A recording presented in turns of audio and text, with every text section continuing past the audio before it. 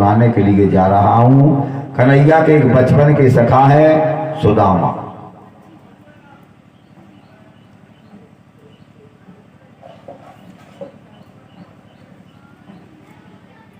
भयंकर गरीबी है सुदामा के जीवन की, कौन कहे, लेकिन मांगते कभी किसी से कुछ नहीं है।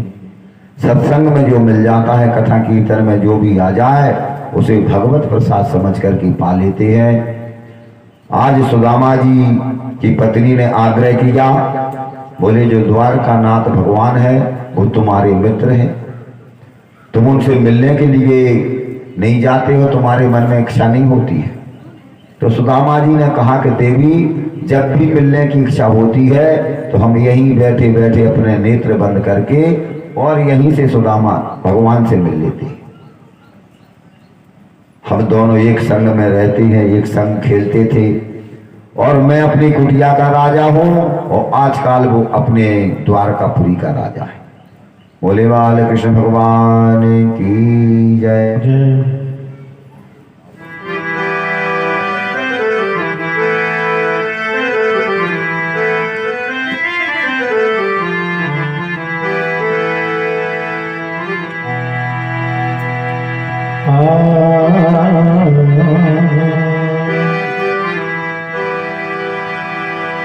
कोई कह दे कन्हैया से आया करे, कोई कह दे कन्हैया से आया करे, मन भाया करे, आया करे मन भाया करे, कोई ये कोई हो तो हमारी गरीबी दूर कैसे होगी। मेरे पति को कृष्ण भगवान जब देखेंगे तो तब भगवान को पता चलेगा कि सुदामा जी के घर में कितनी गरीबी है। पत्नी ने कहा, सुनिए, मैं आपकी अर्धांगिनी हूं, पति कितनी भी भक्ति करे उससे पत्नी पर कोई असर नहीं होता है, लेकिन यदि शरीर से यदि सत्कर्म किया जाए, पति करता है तो आधा फल पत्नी को अवश्य मिलता है। एक बार शरीर से कृष्ण से मिलने जाओ। सुदामा बोले, देवी तुम जानती हो मैं मांगता कभी किसी से कुछ नहीं हूं, और घर में जो कुछ रहता है, मित्र के घर में, गुरु के घर में कभी खाली हाथ नहीं जाना चाहिए। आज सुदामा की पत्नी 5 घरों से एक एक मुट्ठी चिड़वा चावल लेकर के आई हैं। 5 घरों के चावल 5 प्रकार के हैं। यदि सुदामा जी की पत्नी थोड़ा सा भगवान को इशारा कर देती तो भर भर बोरी चावल आते, लेकिन एक एक मुट्ठी 5 घरों से चावल मांग करके लाई हैं। अब सुदामा जी के शरीर का आप दर्शन करें, 20 जगह से तो सुदामा जी की धोती फटी हुई है, सिर पर ढकने के लिए कोई वस्त्र नहीं है, फूटा सा लोटा है, टूटी सी छड़ी है और उधड़ी सी रस्सी है, पैरों में बीमारियां फटी हुई, और मोटे ताजे इतने हैं कि एक एक नस उनकी दिखाई दे रही है शरीर की, और मस्तिष्क से इतना ब्रह्म तेज झलक रहा है। अब सुदामा जी जा रहे हैं, जाना था द्वारका और पहुंच गए काशी। रास्ता भूल गए, काशी चले गए, वृंदावन चले गए, पुष्कर चले गए, घूमते घामते पता नहीं कहां चले गए। भगवान से मिलने की मन में कामना है, गोविंद के दर्शन की दिव्य अभिलाषा है। इस अभिलाषा का परिणाम ये हुआ कि भूख प्यास सुदामा जी सब कुछ भूल गए। भूख प्यास लगना शरीर का धर्म है, लेकिन सुदामा के निकट भविष्य में कृष्ण दर्शन रूपी जो परम आनंद मिलने वाला है, इस आगामी आनंद की खुशी में सुदामा जी को सब कुछ भूल गए। अब सुदामा जी जा रहे हैं, बड़ी भारी मन में चिंता है। सुदामा के मन में किनारे पर, नदी के किनारे पर बैठ गए और पार जाने के लिए जैसे ही तैयार हुए इतने में एक केवट आ गया। केवट ने कहा कि अरे भाई कोई पार जाना चाहता है? सुदामा जी बोले कि हाँ हाँ भैया हम जाना चाहते हैं पार। बोले तुम पाल लगा दोगे? केवट ने कहा हम पाल लगा देंगे। जैसे ही सुदामा जी नौका में बैठने के लिए तैयार हुए तो उस केवट ने पूछा, बोले पंडित जी महाराज आपके पास में कुछ रुपया पैसा है कि वैसे ही फ्री में बैठना चाहते? सुदामा जी ने कहा कि देखो भाई रुपया पैसा तो हमारे पास में है नहीं। तो केवट ने कहा कि आप जैसे लोगों को तो मैं बिना पैसों के पार कर दूंगा। मैं आपको स्पष्ट करके बताऊं, ये केवट और कोई नहीं है, स्वयं भगवान केवट बन करके आए, पार लगा रहे हैं। ये भोला सा ब्राह्मण है, पतली सी छड़ी लिए शांत बैठा है। केवट बार बार सुदामा को देख रहा है और हंस रहा है। सुदामा ने भोलेपन से पूछ लिया, क्यों भैया केवट, ये हमें बार बार तुम क्यों देख रहे? तो केवट ने कहा कि पंडित जी आप बुरा नहीं मानना, आप कहां जा रहे हैं? सुदामा जी बोले कि हम द्वारकापुरी जा रहे हैं। श्री कृष्णचंद्र महाराज जो है वे हमारे बचपन के सखा है, बिल के दर्शन करने के लिए जा रहे हैं, वे हमारे बचपन के मित्र हैं। केवट बोला कि आपके मित्र द्वारकाधीश? अरे रहने दो महाराज, आपके मित्र द्वारकाधीश। सुदामा जी बोले कि सुन केवट, तू क्या जाने, तेने तो जीवन भर नौका चलाई है, मेरो कन्हैया ना तो वस्त्र देखे, मेरो गोपाल ना आभूषण देखे, वो तो केवल यही देखता है कि मेरा मन कैसा है। इस बात को सुनकर के केवट के नेत्र सजल हो गए और केवट ने कहा कि दुनिया बदल गई, लेकिन मेरा सुदामा नहीं बदला। बिल्कुल वही परिस्थिति केवट ने पार किया। सुदामा ने केवट से बड़े स्नेह से पूछा, बोले भैया केवट यहां से द्वारकापुरी कितनी दूर है? तो केवट ने कहा कि वैसे तो बहुत दूर है द्वारकापुरी, लेकिन आपके चेहरे को देख करके मैं इस निष्कर्ष पर पहुंचा हूं कि आप यदि पूरी हिम्मत से चलेंगे तो दिन भर में आप आधा किलोमीटर से ज्यादा नहीं चल सकते। आपको यहां से जाने में 3 महीने का समय लग जाएगा। सुदामा जी ने कहा कि बाहरे बा द्वारकाधीश, चलते चलते हमारे पांव टूट गए हैं और भी इतने दूर द्वारका है। अरे गोविंद, मुझे तुमसे ना तो बेटा चाहिए, ना बेटी चाहिए, ना नाती चाहिए, ना पोता चाहिए, ना धन संपत्ति, कुछ नहीं चाहिए, केवल तुम्हारे दर्शन करने की कामना है। पर अभी तो 3 महीने का समय लगना है। तुम्हारी 1000 बार यदि गरज पड़े तो हमें ले जाना। और सुदामा जी तो मिट्टी की तकिया बना करके आराम से वही किनारे पर लेट गए। आधी धोती को ओढ़ लिया और आधी धोती को बिछा लिया, लेकिन सोए थे नदी के किनारे। जैसे ही उस ब्राह्मण की नींद खुली तो द्वारका के दर्शन हो रहे हैं, बड़े बड़े प्रसाद दिख रहे हैं, बड़े बड़े दिव्य महल, स्वर्ण मंडित दरवाजे, जय श्री कृष्णा की आवाज आ रही है। सुदामा जी ने देखा, बोले भैया ये तो बड़ी सुंदर नगरी है, कहीं मैं सुपन तो नहीं देख रहा। बड़े बड़े प्रसाद दिख रहे हैं। सुदामा जी को ढूंढते ढूंढते सुदामा जी द्वारका के मुख्य द्वार पर पहुंच गए। बोले बाल कृष्ण भगवान की।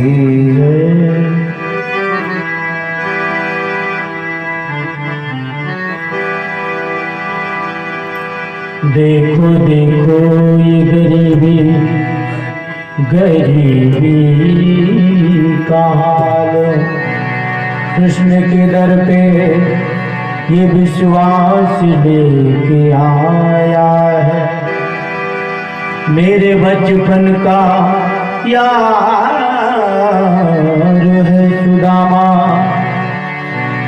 ये सोच कर उससे आस लेके आया हूँ। अरे द्वारपालो दरवाजे पर पहुंच गए। जैसे ही मुख्य दरवाजे पर सुदामा जी पहुंचे तो भगवान के द्वारपाल खड़े हैं, जय और विजय। सुदामा जी ने देख करके दोनों से कहा कि भैया जय श्री कृष्णा। द्वारपाल बोले महाराज जी जय श्री कृष्ण। सुदामा जी ने पूछा कि भैया ये कौन सी नगरी है? तो द्वारपालों ने कहा कि जी महाराज, हमारे कृष्णचंद्र महाराज की ये द्वारकापुरी है। तो सुदामा जी ने कहा कि तब तो वही द्वारकापुरी होगी हमारे मित्र श्री कृष्ण की। भगवान के दरबारों में ब्राह्मण का स्वागत किया और सज्जनों, जिस ब्राह्मण के चरणों में जूते नहीं है, उसने जब ये कहा कि मेरे मित्र श्री कृष्ण की द्वारकापुरी है, तो जय विजय ने सुदामा के चरणों में गिर करके कहा, उनके नेत्रों से आंसू बहने लगे। बोले महाराज, हमारे प्रभु के मित्र आप ही जैसे होते हैं। मेरे प्रभु तो करुणा के सागर हैं। सुदामा जी ने कहा सुनो, आप लोग ये मत सोचना कि मैं कुछ मांगने के लिए आया, केवल मुझे गोविंद का दर्शन करा दो। 1 मिनट के लिए मुझे गोविंद के दर्शन हो जाए और मुझे कुछ नहीं चाहिए। द्वारपाल उनको प्रणाम करते हुए कहते हैं, बोले महाराज आपसे एक बात कहे, पंडित जी हमारे प्रभु के यहाँ संत ब्राह्मण आने में कोई रोक टोक नहीं है। ब्राह्मण और संत तो बिना अनुमति के भीतर प्रवेश करते हैं। हम आपको भीतर ले जा करके जाएं तो हमें उसमें कोई आपत्ति नहीं है, लेकिन अभी अभी महल से सूचना आ रही है कि अभी भगवान दोपहर का भोग पा करके और शयन कक्ष में चले गए। आप थोड़े रुको, हम प्रभु से आज्ञा लेकर के आते हैं। सुदामा जी बोले तुम जाकर के केवल इतना कहना कि तुम्हारे बचपन के मित्र सुदामा जी आए। जय विजय ने जाकर के कहा भगवान से, द्वारकाधीश से प्रार्थना की। जय विजय ने कहा कि महाराज आपके विश्राम में हम व्यवधान ढालने की क्षमा चाहते हैं। प्रभु तो साक्षात करुणा के सागर हैं। जय विजय को इस बात का अभिमान था कि हम द्वारकाधीश भगवान के द्वारपाल हैं। भगवान बोले हाँ हाँ बोलो क्या बात है।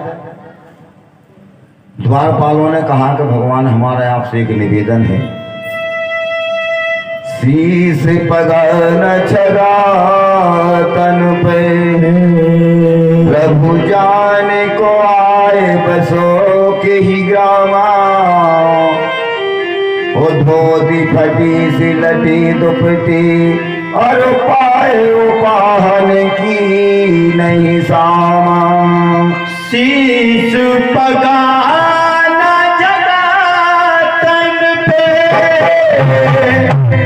ओ प्रभु जाने को आए बसो के ही ग्रामा। धोती फटी सी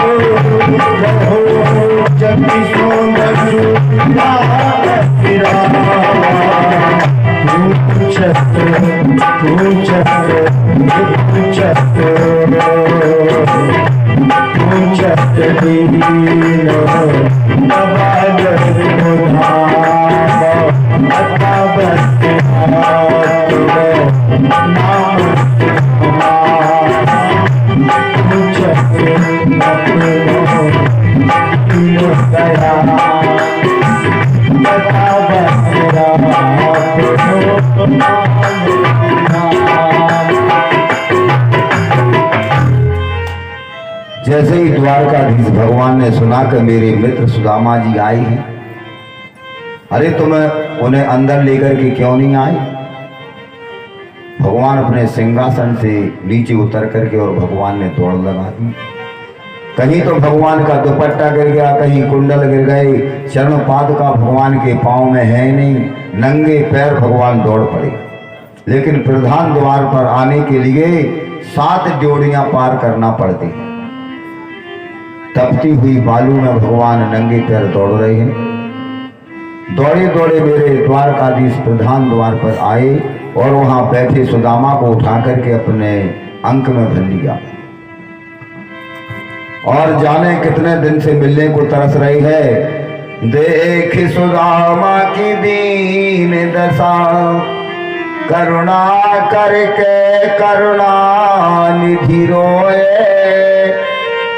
ओ पानी परात को हाथ छुओ नहीं, नैनन के जल सो पग धोए। ऐसे बिहाल विदायक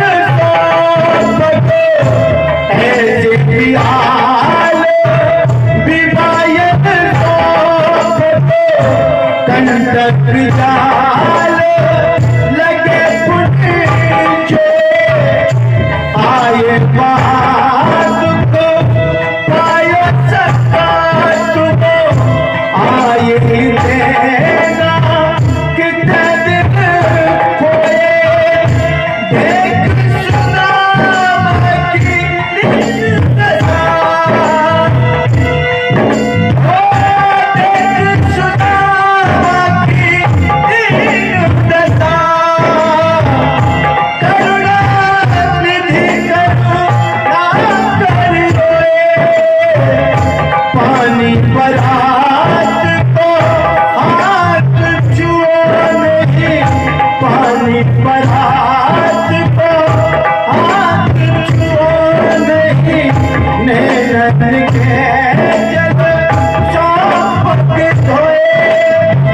ये पानी परात को हाथ छुओ नहीं, नैनन के जल सौंप के धोए। बोले बाल कृष्ण भगवान की। सुखदेव स्वामी कहते हैं, परीक्षित, कन्हैया के रुदन को देखकर के सुदामा जी बड़े जोर जोर से रोने लगे, लेकिन अपने आंसुओं को अंदर पीते जा रहे हैं। सुदामा जी ने सोचा, यदि मैं कदाचित किसी ने देख लिया मुझे रोता होगा तो ये लोग सोचेंगे कि सुदामा जी कुछ मांगने के लिए आई। गरीब ब्राह्मण सुदामा को देख करके धीरे धीरे प्रभु आए। प्रभु की करुणा को देख करके उद्धव जी बड़े गदगद हो रहे। भगवान ने प्रेम को देख करके उनके पौत्र आदि सब गदगद हो रहे हैं। धीरे धीरे सुदामा को अंक में भर करके द्वारकाधीश आए और अपने अंतापुर के दिव्य सुवर्ण सिंहासन पर बैठाया। उनके चरणों में स्वयं भगवान बैठ गए। सुवर्ण की झाड़ी में जल भर करके रुक्मणी जी ला रही हैं। प्रभु ने जैसे ही सुदामा जी के चरणों को धोने लगे, अरे लाला, अरे कन्हैया, तू ये क्या कर रहा है? मेरे पावन को क्यों धो गए? वो बड़ा संकोच लगे। आज मैं जो कुछ भी हूँ आप ब्राह्मणों के आशीर्वाद से हूँ, यही तो मेरे पास में परम धन है। आपकी कृपा से मुझे सर्वस्व मिल गया है। इस प्रकार से भगवान सुदामा जी से कह रहे हैं। आज भगवान ने सुदामा जी को सुवर्ण मंडित सिंहासन पर विराजमान किया और श्री सुदामा जी को विराजमान करके भगवान के चरण धो करके चरणामृत से आज मेरी पूरी द्वारकापुरी बड़ी पवित्र और पावन हो गई है। भगवान ने सुदामा जी के चरणों को धो करके पूरी द्वारकापुरी में छींटा लगवाया। रुक्मणी जी पीछे खड़ी है और पंखा झुला रही है सुदामा जी। आचार्य श्री सुखदेव जी महाराज कहते हैं, परीक्षित, श्री कृष्ण ने भगवान ने जो सुदामा जी का स्वागत किया है, एक बड़ा अद्भुत स्वागत है। ये स्वागत किसी दरिद्र ब्राह्मण का नहीं है, ये स्वागत किसी भिखमंगे महात्मा का नहीं है, ये स्वागत है सुदामा जी के त्याग का। यदि सुदामा जी का त्याग नहीं होता तो भगवान सुदामा जी का इतना सम्मान और सत्कार नहीं करते। आज भगवान ने धूप दीप नैवेद्य से सुदामा जी का पूजन किया। भगवान की सब पत्नियां आकर के और सुदामा जी के चारों ओर बैठ गए। भगवान के जो पौत्र आदि है वे भी सब सामने आकर के बैठ गए। ऊपर से नीचे तक सुदामा जी की ओर देख रहे हैं सब परिवार वाले भगवान। गोविंद ने पूछा कि सुदामा जी आप कैसे हैं? सुदामा जी जवाब दे रहे हैं कि गोपाल, मेरे समान संसार में दूसरा सुखी कोई नहीं। गोविंद बोले, भगवान ने कहा कि ये तो हमें सब कुछ दिखाई दे रहा है कि आप कितने सुखी। आज भगवान ने 56 प्रकार के भोजन बनवाए। 2 थाली सज करके आ गई है, एक थाली भगवान के लिए,